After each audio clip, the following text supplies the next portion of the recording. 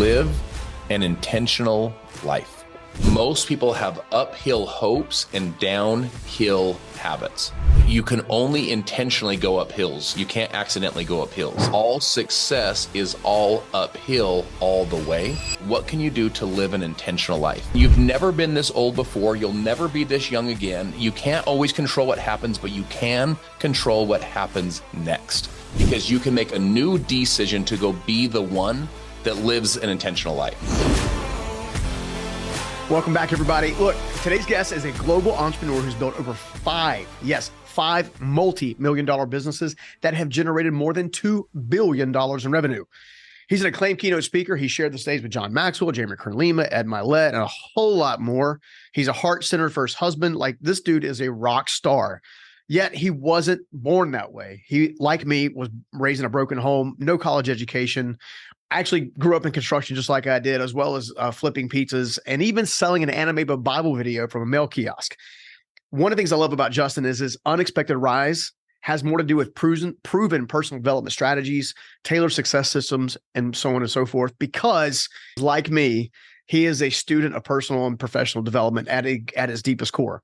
His latest book, Be the One, actually shares precise tools, habits, and principles and tactical action steps to help anyone break through the whatever ceilings in front of them and truly go from stuck to unstoppable, as we like to say around here. Guys, please help me welcome the one, the only Justin Prince. The first thing is, success is an identity process, so you'll never outperform the way you see yourself. If you see yourself as a loser, you're not going to show up and play like a winner. If you see yourself as a winner, you're not going to roll over and quit like a loser. Mm-hmm. You know, we have the highest suicide rates we've ever had, particularly with young men. Mm-hmm. We have the highest anxiety and depression rates we've ever had in our country. And part of this comes from an identity that, you know, maybe that your life isn't worth it, you know, or you're not worth it. And one thing I like to remind people is that you're the one.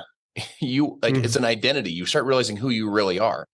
You realize that if you take your parents, your grandparents, great-grandparents, the last 12 generations, it was 4,094 people from all over the world that lived and bled and died and cried for you to have this moment to live and to breathe, and that your life has value and purpose and meaning, and that you are the one. You're the one that they did this for. So that's the first part. And I think the second part is, be to me is not become. Be is a present word. It's like what are you? You know, how you show up right now in this moment, not what you become 5 years, 10 years, 100 years from now. And so be the one to me is living an intentional life. Be the one to me is creating, designing, and living an unforgettable life, a life that you look back on, future generations look back in their lineage and they say, you know, it was her, it was him. She's the one that broke the chains of abuse. He's the one that broke the chains of addiction. She's the one that built the financial empire. He's the one that taught us the financial principles that changed these annals of history, changed this family lineage. So that to me is what being the one is. It's the identity that you're the one, and then it's being that best self today. One of the things I talk about in the book is updating your identity. And one of the ways you can update your identity, I tell people, pick 3 aspirational words. I love the word that you use. 3 aspirational words that you would describe your future best self. If I'm being my best self, or even my future best self, or if my kids are talking at my funeral, they say, my mom is, you know, here's who she was, and here's why I loved her. Go be that person today.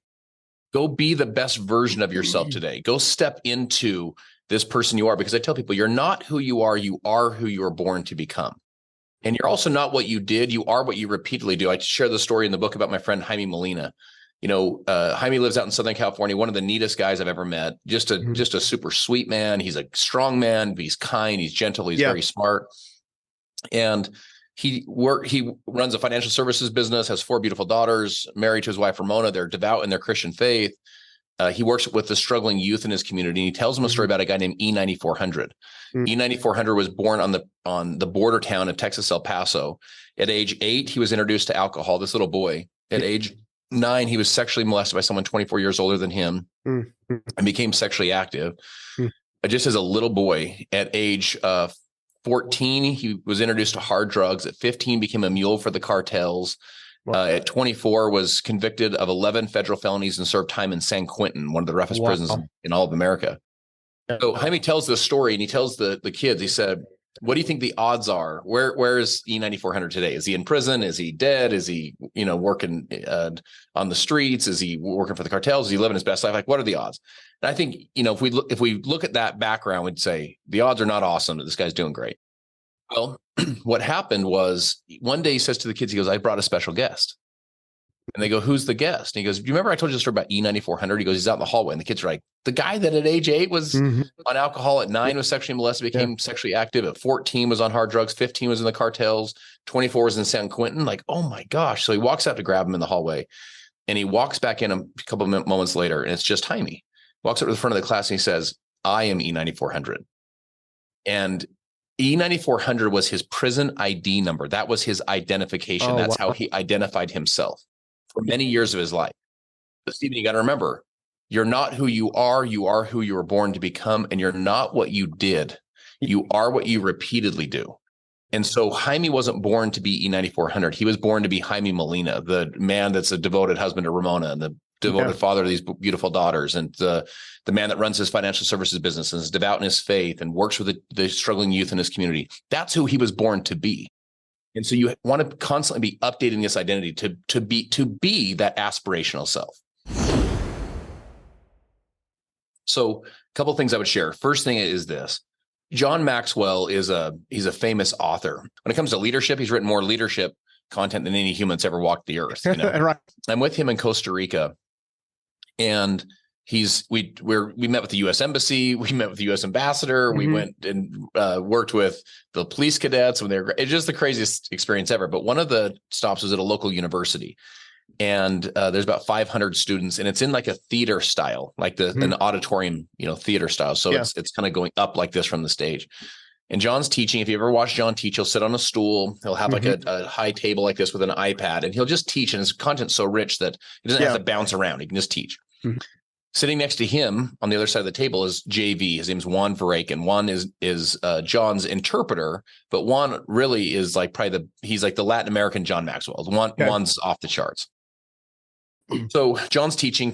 Now remember, 74, 75 years old, gray hair, tons of wisdom, 35 million copies of his book sold. He's teaching a bunch of kids, 18, 19, starting their life. And he all of a sudden just stops, like mid-sentence, and kind of like sits back in his chair and puts his hand on his chin, crosses his legs, like almost like a moment hit him, like an idea hit him. And he says to the kids, if there was only one thing that I could share with you that would have the most impact in your life, it would be this one thing. Well, I mean, man, everyone leans forward in their chair, grabs their notes. I mean, this is the one thing from, this wise, silver-haired, genius of a man. And he just sits there and like thinks about it for a second, doesn't say anything. Finally, he stands up off his chair, walks to the edge of the stage, and holds his arm up like this. Now, he still hasn't said anything, but he has his arm straight up. And so it's kind of like, pausing for effect, but also kind of like what is happening, So 5 seconds pass, 10 seconds pass, feels longer than that. Well, JV realizes he better go stand next to him. So he stands and he puts his arm up in the air like this. And then 20 seconds have passed, 25, 30. And then one of the Costa Rican students, a young woman, about 18 years old, she stands up and she puts her arm like this. And then someone else did, and someone else did, and someone else did. And then finally the whole audience stand up. So John still has his arm up like this. And he says, if there's only one thing I could share with you that would have the most impact in your life, it would be this one thing. And then here's his advice. Live an intentional life. He said, most people have uphill hopes and downhill habits. And he said, you can only intentionally go up hills. You can't accidentally go up hills. And he said, all success is all uphill all the way. So live an intentional life. And the first thing I would share with someone listening there, man, you're in that grind. I know that grind where you're just trying to make it happen. That's not fun. My first business failed. I'm living in the loft of my wife's parents' garage. I have 2 kids sleeping in the closet. I have 2 part-time jobs. I'm below zero financially. All the pressure, all the debt, all the stress. Came from a broken home at age 12, moved 13 times in the 7 years growing up in the teenage years, just the whole thing. And what I would share is this. Today, what can you do to live an intentional life? Most people live their entire life in a world of reaction to distractions. Versus a world of intentional creation, meaning you're intentionally creating your fitness. You're Yeah. intentionally creating your marriage. You're intentionally creating your happiness and joy that you're feeling within.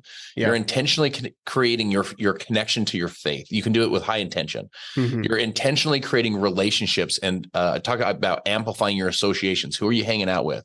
Yeah. You get to intentionally create what's coming into your mind, what you're pouring into your mind. Podcasts like this, for example. You also get to intentionally create what actions are you taking. Like you can cast out what's so powerful about humans that separates them from animals. For example, animals work only on instinct. So a deer hears the twig, break in the woods and instantly takes off. It's instinct. A human can say 1 year from now, 3 years from now, 5 years from now, 10 years from now, I'm going to go create this life. And a human can like create vision and then go. It's almost like they can create it in thought. Yeah. And then go make it real. That's why humans are so powerful, And so I want to encourage you to live an intentional life. Start to say, what life am I here to build? Who am I born to be? And then start building habits and patterns and routines that person does. If we were to look at your schedule today, when I say today meaning literally today, but today meaning in this section of your life, this is not by accident. The word decision, it's a Latin word. Decision meant to cut and the D meant off. So you come up to a moment in your life and you make a decision to go right. Well, you cut off all possibilities of going left because you made these decisions. The word incision was to cut in. The word decision was to cut off. Okay. So here's the point is when you make those decisions in your life to cut off all other possibilities, you realize that every decision you've ever made your whole life, every single one has put you listening to these words right now in this moment of your life, whether you're in your car, at the gym, wherever you're at, you've made an appointment to be here through your decisions. And you've never been this old before. You'll never be this young again. You can't always control what happens, but you can control what happens next. Yeah. Because you can make a new decision to go be the one that lives an intentional life. Look, we all deal in this world where it's almost like you can set intention and then the bullets start flying. It's just like the day starts and it gets really crazy. So a couple things on associations. Let's start there. This is so important. Teach the rule of 33. So imagine you're going to live an intentional life and you're going to do the rule of 33. There's an old saying that says you'll become like the 5 people you surround yourself with most. I think that concept's the right concept because of the power of associations. The challenge is you can't always hang out with 5 awesome people all the time because to your point, you got all of this chaos of your life happening all at once. And there's times, to your point, it's mandatory. You got to be at your job. And at your job, you're dealing with a guy that you sit next to in the cubicle who's you wouldn't want to pick to hang out with. He's not your guy, or not your girl. So what do? Well, you get hyper-intentional rule of 33. 33% of your time intentionally getting around people that I'm going to call them above you. And I don't mean above you as a human. I mean above you like on the journey. Make more money than you. They're in better shape than you, better connection, better. Their marriage is 20 years long. Yours is 2 years. You can learn from them. You say, I like your life and I like me best when I'm with you and I want to see you again. They make you think bigger. 33% of your time with them, 33% of your time with people that are basically at your level. Now, again, your level means they got 2 kids, you got 2 kids. They're making 60 grand a year. You're making 62 grand a year. They're at a body fat percentage that's kind of close to yours. And so you guys can empathize with each other. You can laugh, you can challenge each other. You can work hard together. You can pull for each other. You can say, hey, I'll lift you up when I'm down, or when you're down, you lift me up when I'm down. You can rally with each other and hold each other accountable. Then 33% of your time with people that are in essence below you. And again, not as a human, but below you, like they're on their way up the journey. They're working hard to accomplish some of their goals. This is where you get to teach and you get to mentor and you get to support. And I tell people, you want to be a studier, you want to listen and learn, but you want to, don't just listen to teach. Because when you teach, you internalize. When you internalize, you own. This is when the content gets into your soul. That's when you teach and mentor. You get to go serve that next person. You get to start saying, man, I got to eat my own cooking. I got to live the life that I'm telling these guys to go live. So I share that to say, the rule of 33 to me is a way to start really getting hyper intentional about who you're hanging out with. Second thing I would say, I have a bunch of stuff in the book that I teach on focus, getting focused and eliminating distractions. There is a lot of stuff we can do to eliminate distractions, just eliminate the pings and the dings and the notifications and just to get hyper focused on goals. It's funny. People have said to me, they're like, God, the book is so good. The only problem is like I'm doing all these workshops in the book. And they're like, it's so good that I want to do all the workshops because I really want to have the breakthroughs. I don't want to just read it just to read it. And I encourage you to like think, to pour your ideas onto paper and to start to like cast out a vision of who you're supposed to become, and then build new habits and patterns and routines to become that person. So associations are so important. Finding ways to, get hyper focused by creating a new vision for yourself, and then, dialing in those new habits and patterns. So one of the things that I teach is to convert the hurt. It hurts when someone says negative things about you. It hurts when you feel that guilt and shame. It hurts, but you can convert it from pain to fuel. So instead of it destroying your future, it drives your future, right? So you convert it. Like a solar panel will convert the energy of the sun, the rays of the sun. It will go through a conversion process and turn into electrical energy. A wind turbine or a water turbine does the same thing. It takes all this energy of the water and it churns all the energy from basically the water energy into like electrical energy. You can convert hurt. You can take these pains and these mistakes and these challenges and things and say, I'm going to use that I'm going to convert it from pain into fuel and use it to be the reason I succeed, the reason I make it happen. Remember this, my friends, we all have reasons. We all have reasons to quit and we all have reasons to keep going. And the reasons that you choose will define you. And I teach in the book, the process. The process is 3 words, super simple. It's dream, struggle, victory. So dream, struggle, victory. They're all equal. So for example, if you have a big dream, guess what you signed yourself up for? A struggle equal to the size of the dream and a victory equal to the size of the struggle. Now, what happens sometimes is we want big dreams, super small struggles, big victories, but they're all commensurate. It doesn't work that way. It doesn't work that way. You gotta reap what you sow a little bit, right? And I share this with you to say that if you're in the struggle section right now, right? You're hearing this and you're like, I feel the guilt and I feel the shame and I feel the hurts and I feel the pains. Okay, what do? Well, there's a conversion process that you can, even with the way you identify it, which is this: the bigger the struggle, the bigger the story. The bigger the struggle, the louder the applause when you cross the stage. Like when you make it happen in your life, people are going to literally stand up and just give you a standing ovation because of these deep pains and these deep struggles that you've been through. I teach a formula called E plus R equals O. So this is one that the concept I heard. I read the concept, and then I'll share with you my insights from it. E plus R equals O says this: it's event plus response equals outcome. So event plus response equals outcome. So 3 quick takeaways. Number 1, E does not equal O. In other words, the event of your life does not equal the outcome of your life. Why? Because we're not victims to the events or the outcomes.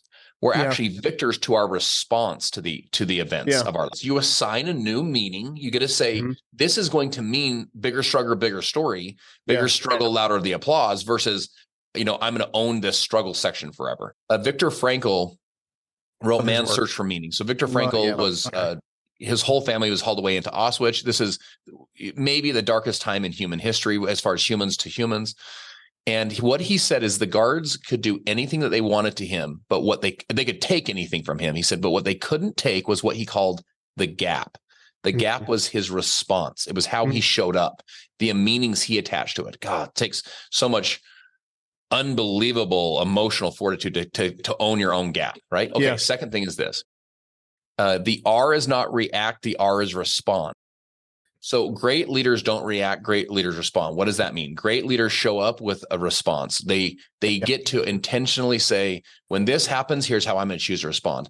Instead of snapping at your kids and saying, what are you? You say, listen, mommy loves you. Daddy loves you. I just need you to help me clean the garage or whatever it is, right? Like you get to choose with intention the way you're going to show up. What happens is when you have an event happen that boom causes that, like where you normally just react, right? Yeah. What's happening is it's sending an electrical current all the way through all the cells of your body. It goes up the back of your spine, all the way into the back of your brain. If you'll pause, this happens literally instantaneously. If you'll pause, it will move into the frontal lobe of your brain. The frontal lobe is your more logical part.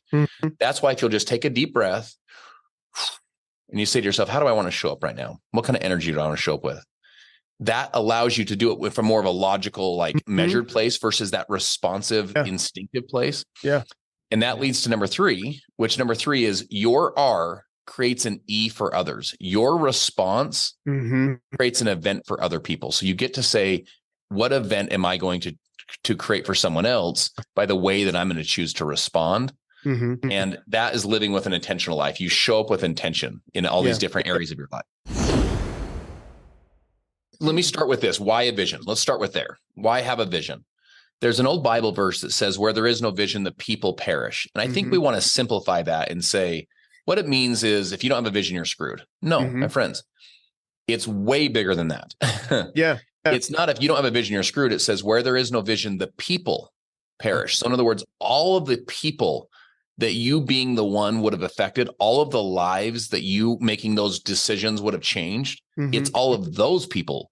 Who, when it says perish, maybe they live, meaning they have a life, but all those dreams and goals that you would have inspired in them, those never happened because you didn't have a vision. So vision is how you pull things through. Now, next thing is this. What does vision provide? The vision answers a question that all people need when they're going through hard times. And it doesn't matter if you're going through addiction with your child right now. Maybe you're going through a hard time in your marriage. Maybe you're really beating yourself up with your physical, you're just like, my body is just not what I want, maybe you are in a really tough business season right now. What does vision answer? It answers this question. Will it always be this way? When you create vision, you can help to answer the question that it's not always going to be this way. We're going to make it through this. The sun's coming up in the east tomorrow. You understand that there's seasons to life, right? Okay. So 3D vision. So that I wanted to start with, why is it so important to create a 3D? Well, 3D vision to me is three things. Number one is you want to define it.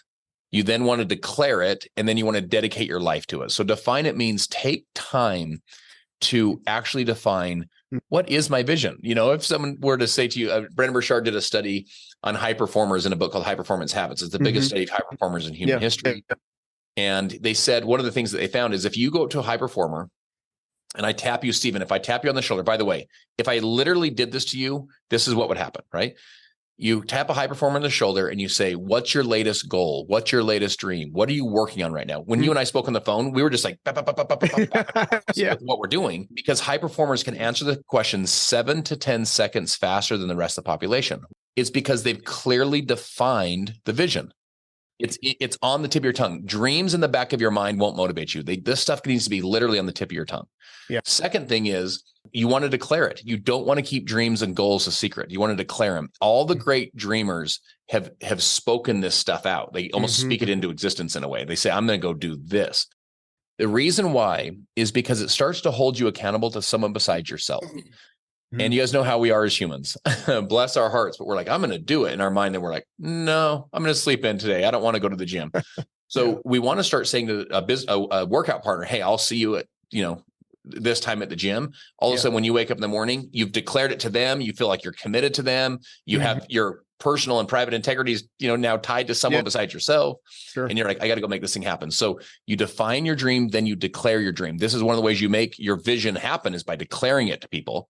Then number 3 is you dedicate your life to it. And if you look at all of the great dreamers in history, there's no lukewarm winners. You're either in or out, and you're either on or off. You're either going to like go for it with your life or not. And you say to yourself, it's funny. It's like, I'm 43. You start to say to yourself, you only get so many of these years. You only get, and by the way, knock on wood that you get more, right? That you get more, but you only get so many. So you say, what am I going to dedicate my life to? What vision am I going to dedicate my life to? So you don't just aimlessly go through life or drift. I don't know if you guys have ever been in the ocean where like you're just kind of goofing around and playing or whatever. You look back and you're like, what the heck? We're clear out here. You can drift. Most people drift through life. They just slowly drift versus saying they define their vision, they declare their vision, and they dedicate their life to that vision. You're hearing this and you're like, hey, I got some dreams, got some goals, want to make some stuff happen. How do I do it?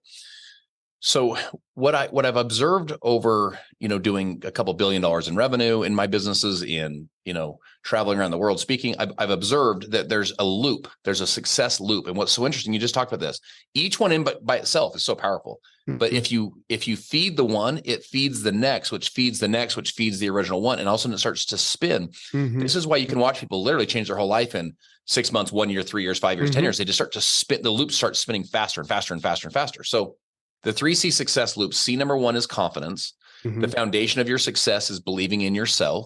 Yep. If you won't believe in you, it's hard to get everyone else to believe in you. Yep. And your confidence feeds your commitment.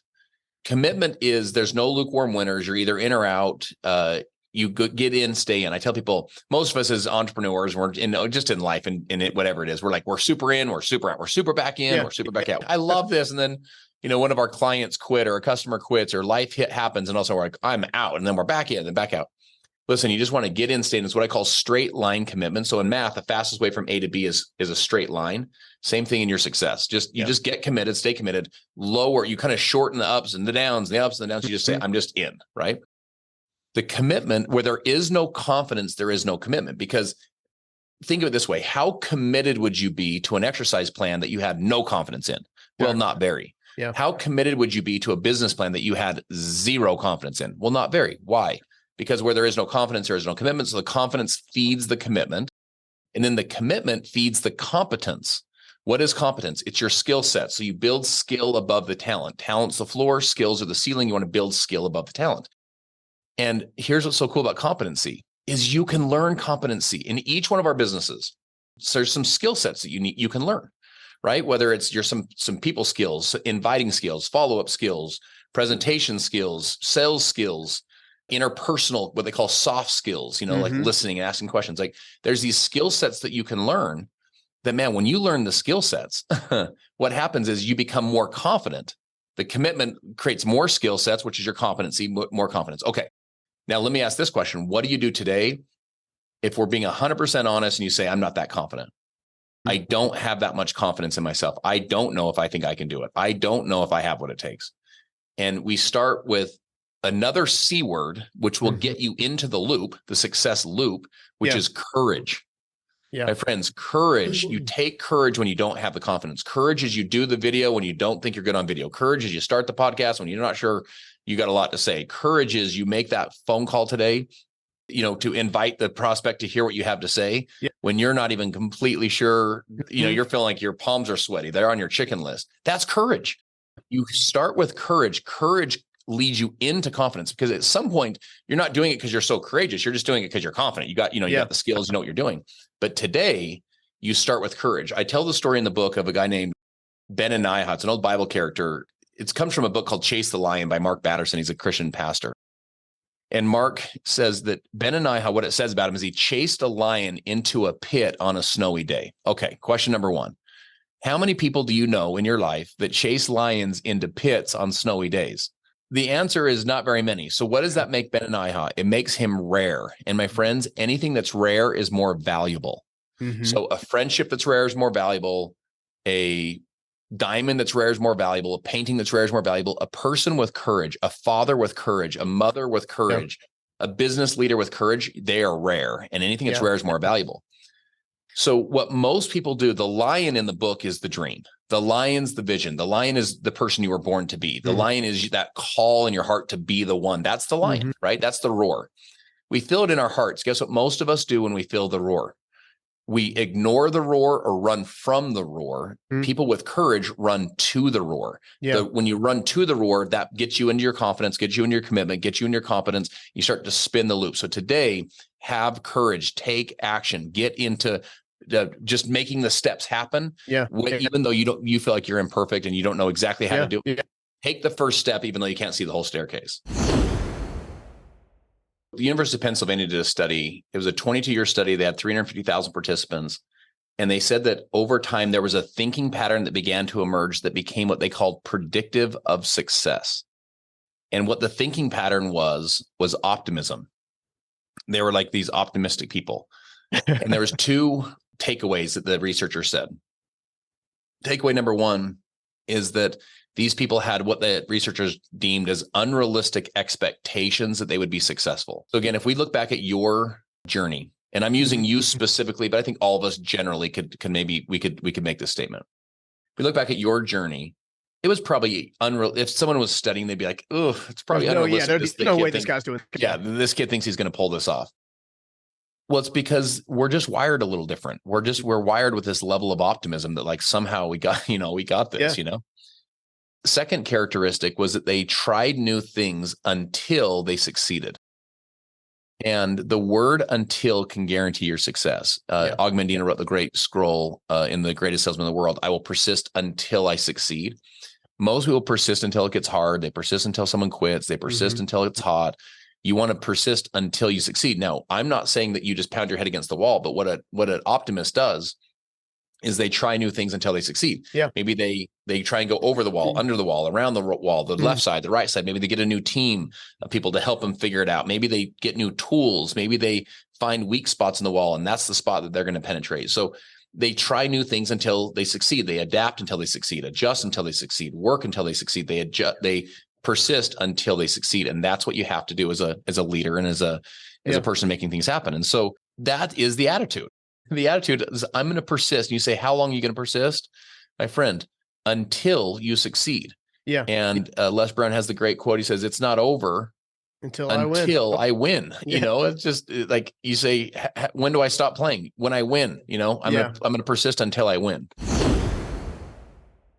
The book is Be the One. You can get it at whenever you get your favorite books. And it's a book that is going to change your life. I love what you said earlier. Each chapter will change your life. And so as you stack the chapters one after another, the book will literally change your life. And it's a book that is not only an important book for you to read, it's an important book for your kids to read. It's an important book to your team to read. And it's an important book for people that you care about to read, so that they can start to realize who they really are. They're the one, and know how have the practical, tactical steps to be that one today. I hope you liked that video. And if you did, make sure you check out this next video right here. There's nothing like the gift of desperation to get you honest. You know, there's one word that's the foundation of all recovery, and it's honesty. You know, without that, every step, you're missing out.